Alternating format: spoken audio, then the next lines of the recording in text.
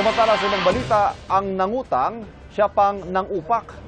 Suntok ang isinukli ng isang babae sa Pangasinan nang singilin na siya ng ginang na inutangan niya ng libu-libong piso.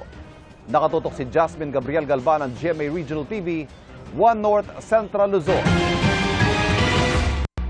Bakas pa ang mga sugat sa ulo ng ginang na ito sa mga Tarang Pangasinan. Naningil kasi siya ng utang, pero bugbog ang isinukli ng babaeng siningil niya. Kwento ng biktimang si Fleda Pagarigan, mahigit 400,000 piso umano ang inutang sa kanya ni Jennifer Fabros at ng pamilya nito. Makaawa po siya, ibabalik niya ng ganito.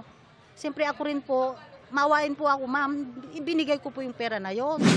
Pero dahil nalugi raw sa negosyo ang mga nangutang sa kanya, nagkasundo ang dalawang panig na maningil na lang ang ginang ng 2,000 piso kada buwan. Pero ng oras na ng singilan, Ayun na, wala na po. Sila pang galit.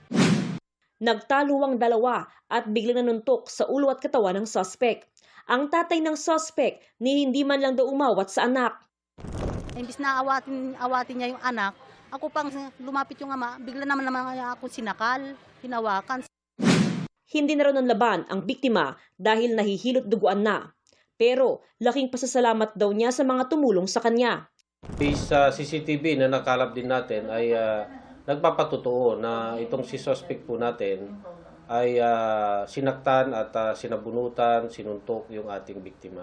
Inihabla na ng biktima ang suspect na tumanggi magbigay ng pahayag.